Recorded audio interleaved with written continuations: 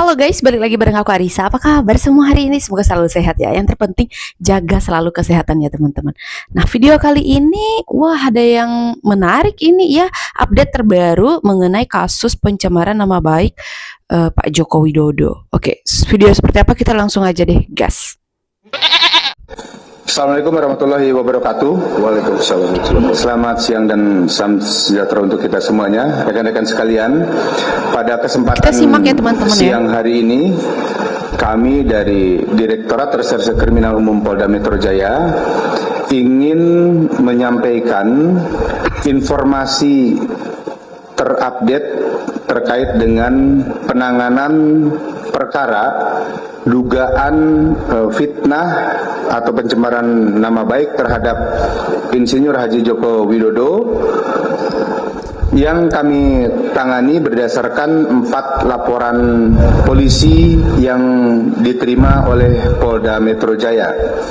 Dugaan tindak pidana yang terjadi adalah dugaan tindak pidana pencemaran nama baik dan atau fitnah dan atau menghasut orang lain untuk melakukan perbuatan pidana dan atau menyatakan penghinaan di muka umum dan atau menyebarluaskan dengan sarana teknologi informasi pernyataan perasaan permusuhan dan atau memanipulasi penciptaan, perubahan, pengerusakan informasi elektronik yang dianggap seolah-olah data yang otentik dan atau mengubah, mengurangi, melakukan transmisi, merusak, memindahkan, menyembunyikan suatu informasi elektronik milik orang lain.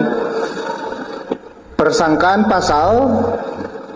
Pasal 310 Undang-Undang Nomor 1 Tahun 1946 tentang KUHP dan atau dengan ancaman pidana penjara 9 bulan. Kemudian ayat 2 ancaman pidana penjara 1 tahun 4 bulan. Kemudian pasal 434 Undang-Undang Nomor 1 Tahun 2023 tentang KUHP ayat 1 ancaman pidana penjara 3 tahun. Dan atau pasal 246 Undang-Undang Nomor 1 Tahun 2023 dengan ancaman pidana penjara 6 tahun. Pasal 242 Undang-Undang Nomor 1 Tahun 2023 dengan ancaman pidana hukuman 3 tahun. Pasal 243 Undang-Undang Nomor 1 Tahun 2026 tentang penyesuaian pidana. Pasal 35 junto pasal 51 ayat 1 Undang-Undang Nomor 11 Tahun 2008 tentang informasi transaksi elektronik dengan ancaman pidana penjara 12 tahun. Pasal 32 ayat 1 junto pasal 48 ayat 1 Undang-Undang Nomor 11 Tahun 2008 tentang informasi transaksi elektronik dengan ancaman pidana 8 tahun. Adapun tempat dan waktu terjadinya tindak pidana diketahui terjadi mulai di Jakarta Pusat pada tanggal 22 Januari 2025 hingga peristiwa dilaporkan di wilayah hukum Polda Metro Jaya, di mana pelapor sekaligus sebagai korban menjelaskan bahwa pelapor merasa diserang nama baiknya dan merasa difitnah dengan tuduhan memiliki ijazah S1 palsu, ya, teman-teman, skripsi palsu. Berikut lembar pengesahannya. Tuduhan-tuduhan tersebut diketahui tersebar di beberapa akun media sosial dan telah diketahui oleh khalayak umum.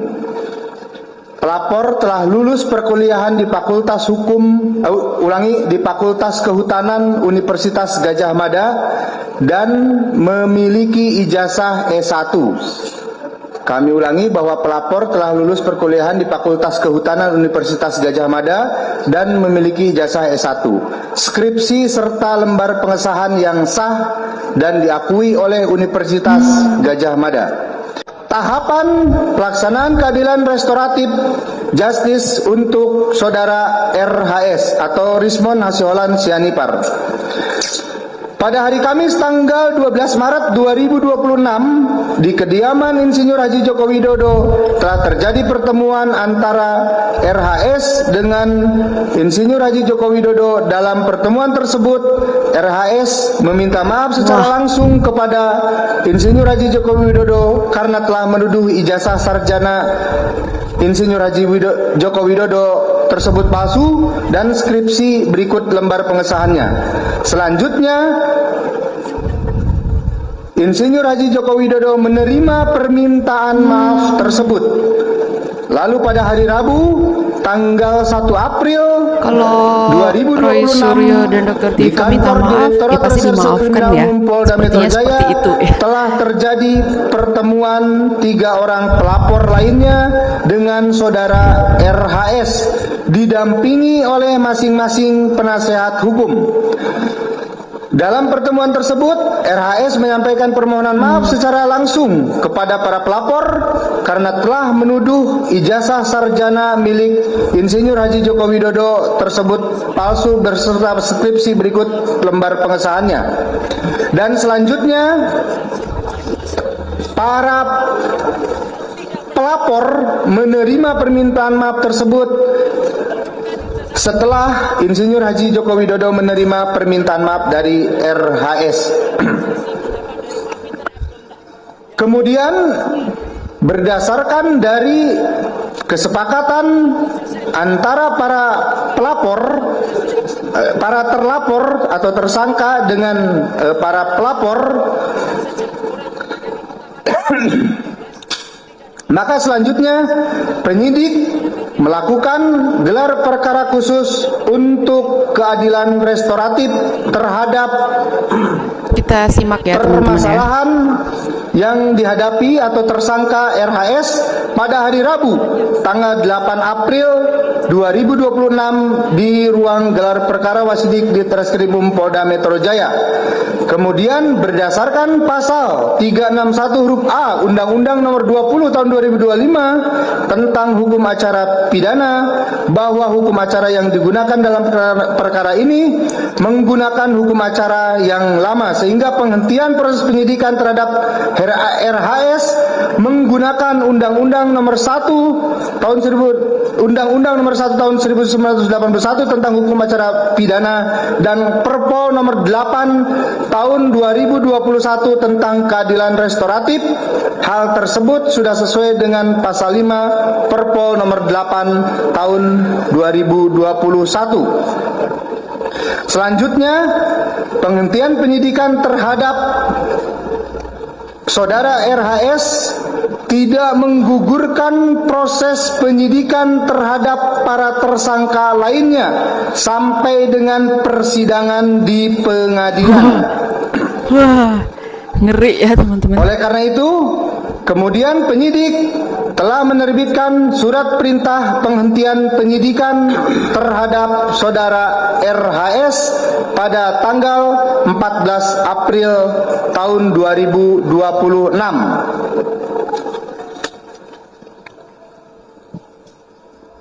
Kami sampaikan kepada teman-teman sekalian, saat ini telah terjadi kesepakatan perdamaian antara para pelapor dengan tersangka ES, DHL, dan RHS, sehingga proses penyidikan terhadap ES dan DHL dihentikan melalui mekanisme restoratif justice pada tanggal 15 Januari tahun 2026, dan terhadap saudara RHS dihentikan melalui mekanisme keadilan restoratif pada tanggal 14 April tahun 2026.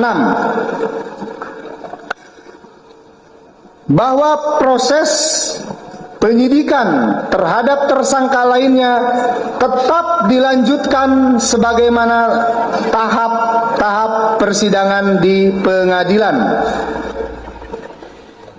Selanjutnya, kami mengirimkan berkas perkara kembali ke Kejaksaan Tinggi Daerah Khusus Ibu Kota Jakarta untuk dapat diproses dalam sidang peradilan.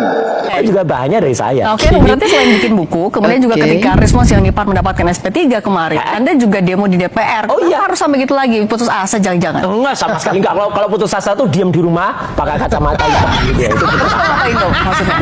Jelas kita kan semakin menegaskan bahwa kami itu lantang percaya dan bahkan makin banyak dukungan dan simpati dari masyarakat dan banyak. Yang satu aja deh, sederhana aja sekali lagi kalau pengen silakan baca komen ya di pemberitaan di soal demo dan coba Omon tadi hidupkan komennya. Ya, kalau nampak banget lah itu. Oke, kalau Bang Andi melihatnya sampai harus demo turun ke jalan depan DPR, Anda melihat itu sebagai langkah apa?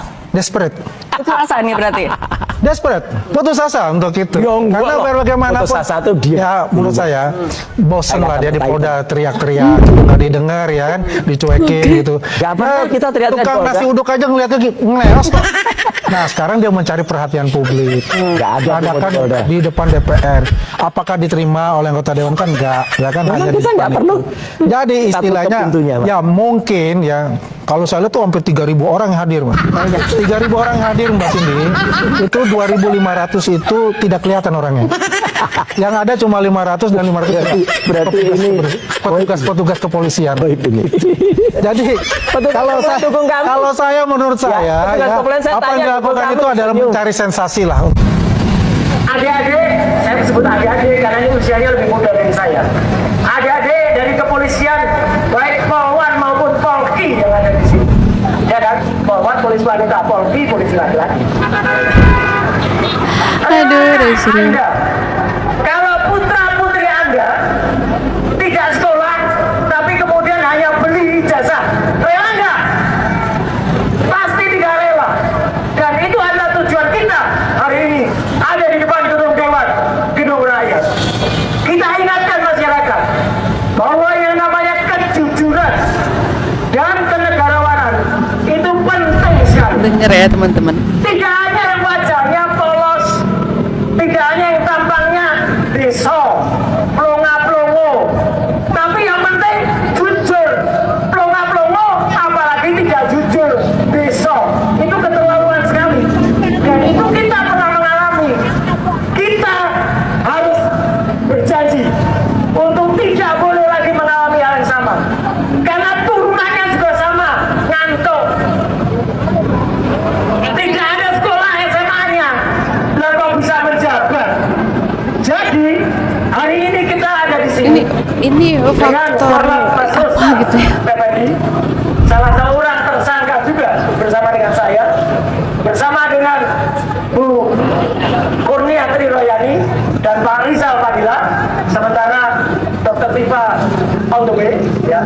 Kita bersama-sama berjuang untuk menegakkan agar bangsa ini diselamatkan dari ijazah palsu. Coba pikirkan dengan pikiran yang waras. Kalau ijazahnya asli, seperti kata Pak Yusuf Kala, tunjukkan saja. Sudah lebih dari 13 tahun sejak seminar di UII Jogja, ketika terungkap IP-nya, indeks prestasi Joko itu di bawah 2 dalam sebuah seminar, tidak pernah ada yang namanya ijazah itu. Bahkan ditanya ijazah, keluarnya 700 lebih bukti tidak ada hubungannya dengan ijazah. Ditanya ijazah, 120 lebih ahli, tidak ada hubungannya juga. Ditanya ijazah, keluarlah 20-an lebih ahli yang kemudian saling memberikan, tapi satu lembar ijazah saja tidak ada. Artinya apa? Itu yang paling penting. Orang ini, Joko Widodo itu tidak jujur kepada rakyat. Dan saya sekaligus selain kepada hormat kepada Pak JK juga mengucapkan terima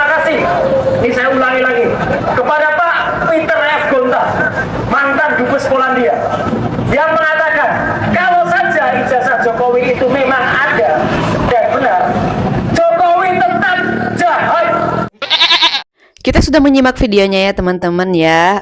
Tadi di mana Roy Suryo seperti biasa ketika berbicara dengan lawannya, dia selalu memotong ya. Ketika giliran lawannya yang berbicara ya dia selalu memotong gitu ya, belum diberikan kesempatan untuk menjawab dia sudah menjawab ya. Itu Roy Suryo. Dan tadi kita dengar konferensi pers ya, updatean terbaru tentang kasus atas tuduhan nama baik kepada Pak Joko Widodo ya. Ya, tersangka yang lainnya masih tetap akan dilanjutkan prosesnya. Dan Rismon tadi ya sudah meminta maaf secara langsung kepada Pak Jokowi dan itu bagus ya teman-teman. Sebenarnya kalau Roy Suryo dan Dr. Tifa serta yang lainnya mau meminta maaf, datang ke rumah Pak Jokowi meminta maaf, pasti dimaafkan oleh Pak Jokowi ya. Oke, kalau menurut kalian teman-teman gimana tentang video yang barusan kita simak? Coba ketik-ketik di kolom komentar. Aku juga ucapin terima kasih banyak buat teman-teman yang sudah setia bersama Aris Sebastia. Selalu ngikutin aku. Kayaknya sekian dulu video dari aku. Sampai jumpa di video selanjutnya. Bye!